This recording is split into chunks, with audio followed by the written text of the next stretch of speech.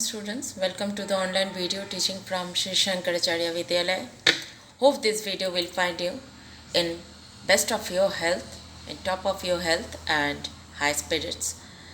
This is the second chapter we are discussing from geography, that is the physical features of India.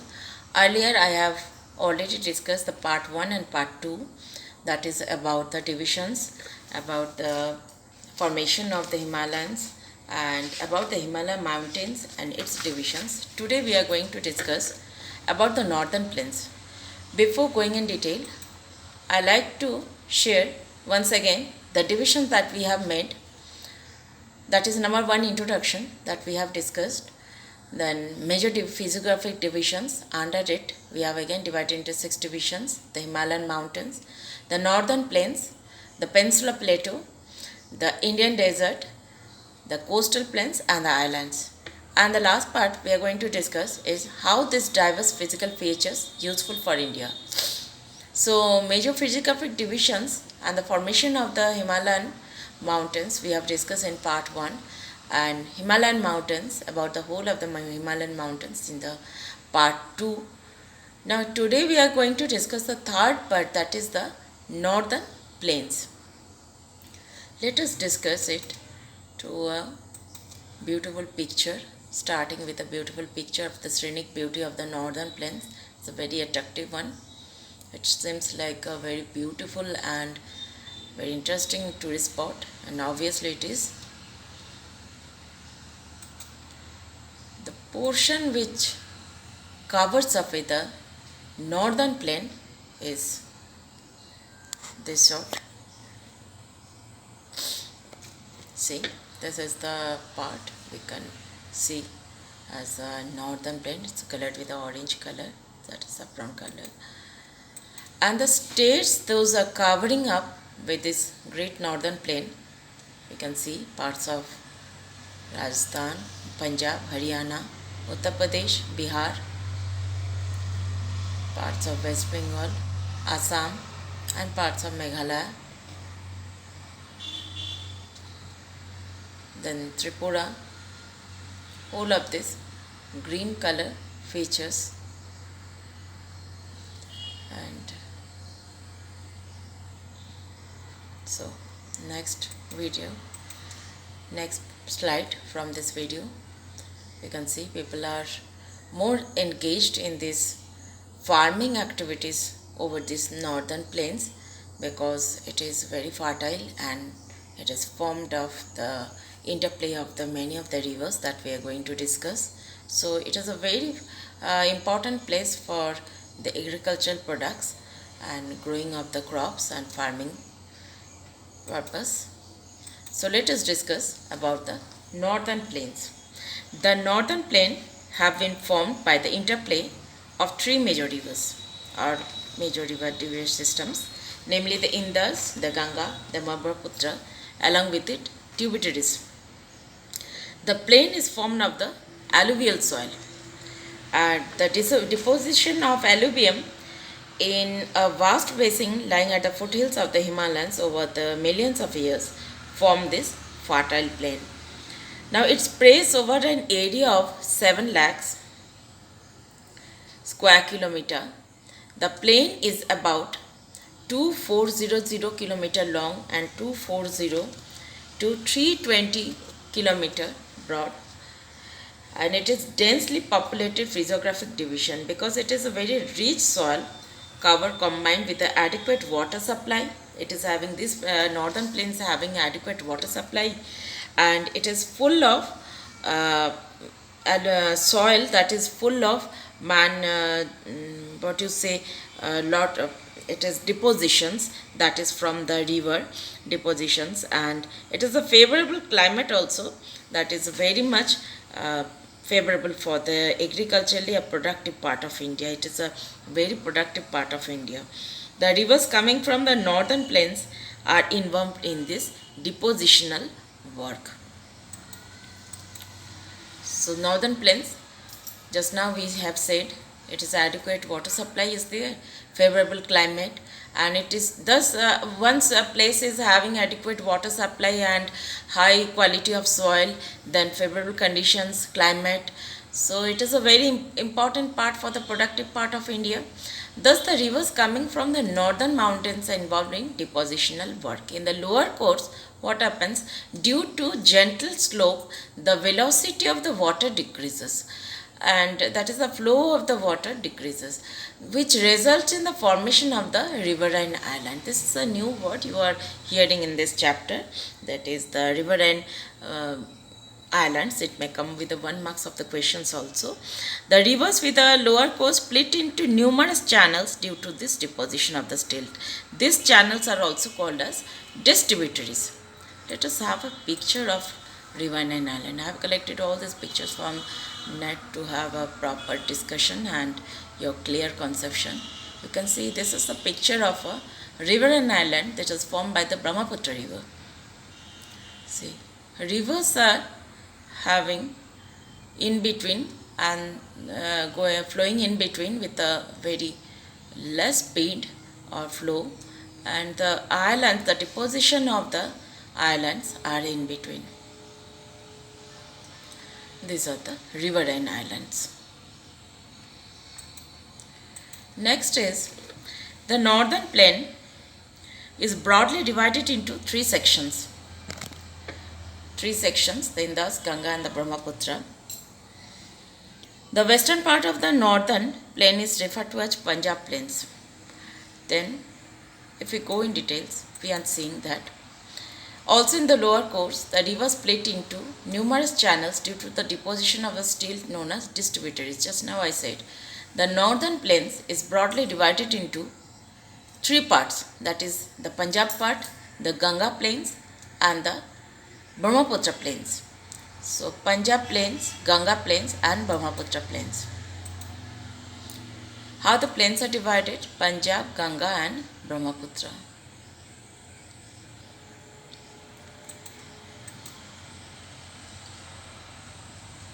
This is a slide showing divisions. See, it is marked also to give a clear conception. Number 1 part is the Punjab, then middle one is the Ganga, and the third part is the Brahmaputra. These divisions are made as per the flow of the water from the rivers. And if we say the western part of the northern plain is referred to as Punjab plains, formed by the Indus and its tributaries. The larger part of this plain lies in Pakistan. Then the Indus and its tributaries, the Jhelum, the Chenab, the Ravi, Beas and Satluj originate in the Himalayas. The section of the plain is dominated by doabs. Now what is the meaning of doab?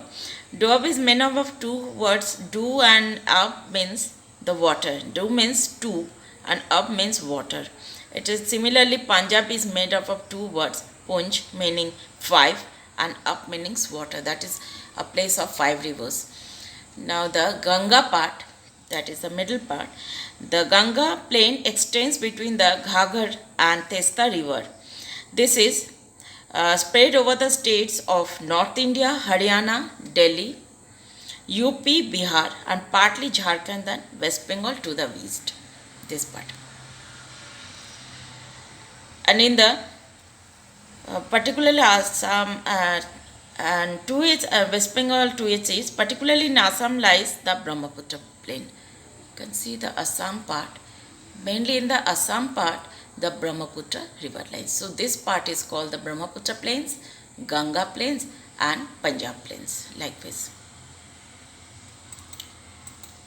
So the Punjab plains, it is the western part of the northern plain formed by Indus and its tributaries. The larger part lies in Pakistan, just in its seat. The Ganga plains extend between the Ghaggar and Tista river, and the spread of the states are from North India, and it gives the rise to the just now I said Tista rivers and spread to the states of North India, Haryana, Delhi, UP, Bihar, partly Jharkhand and West Bengal. So next we are coming up with a picture from the Indus and the Punjab plains. The western part of the northern plain formed by Indus rivers and its tributaries. It can be seen. The Indus is having Jhelum, Chenab, Ravi, Beas and Sutlej. Plain dominated by dwarfs. Just now I said that land between two water bodies. This is the Punjab plains. This is the Ganga plain. The Ganga, Jamuna, Ghagra and the Kosi, Gandak and the Son rivers. Northern plain formed by the Ganga and its tributaries, this part. And the last division lies in the east of Ganga plain, particularly in Assam. Let us have a picture on the Ganga plains. This is the Ganga plain. So beautiful. So with the Brahmaputra river, Brahmaputra plain.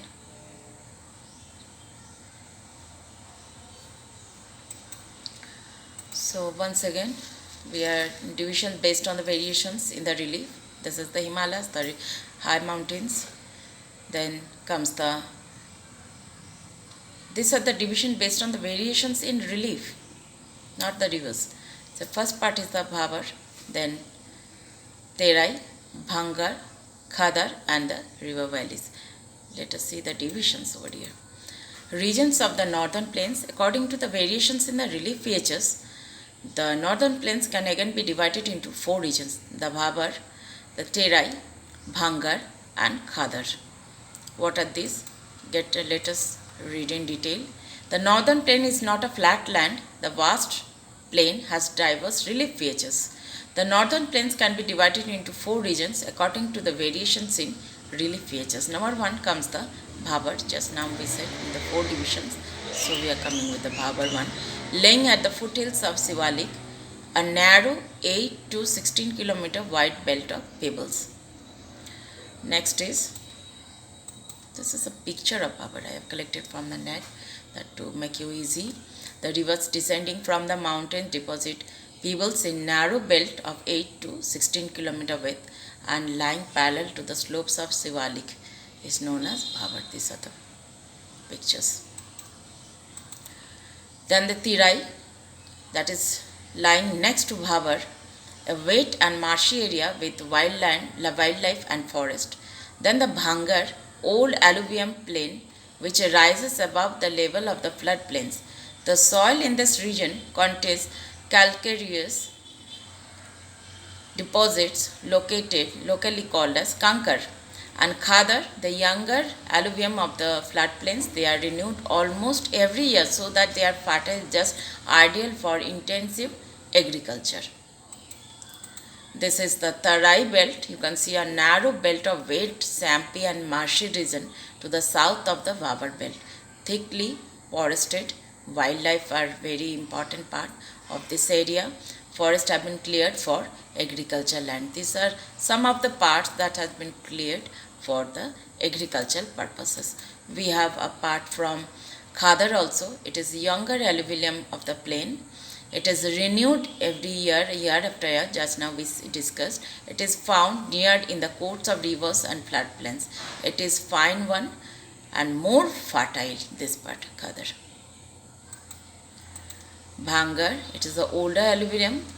Kankar and clay are found in this soil. It is not renewable frequently. It is less fertile and found away from the rivers. This is one of the picture of Bhangar. Now if it is said, sometimes, many of the times it is asked the difference between Bhangar and Khadar. You can, just from the pictures, you can see Khadar and Bhangar. It is quite clear. So once again, Bhangar is the largest part of the northern plain composed of the oldest alluvial soil, and these are the younger alluvium called the Khadar. They lie above the floodplains. They resemble the terraces. This region is renewed every year and highly fertile. The soil of this region is locally known as Kankar and is composed of these calcareous deposits. This region is suitable for intensive agricultural activities. So this Khadar is more fertile and more effective for the agricultural purposes. This is about the today's topic. regarding the northern plains. We will be coming up with the next part, next video with the peninsular regions. So thank you for today. Have a good time.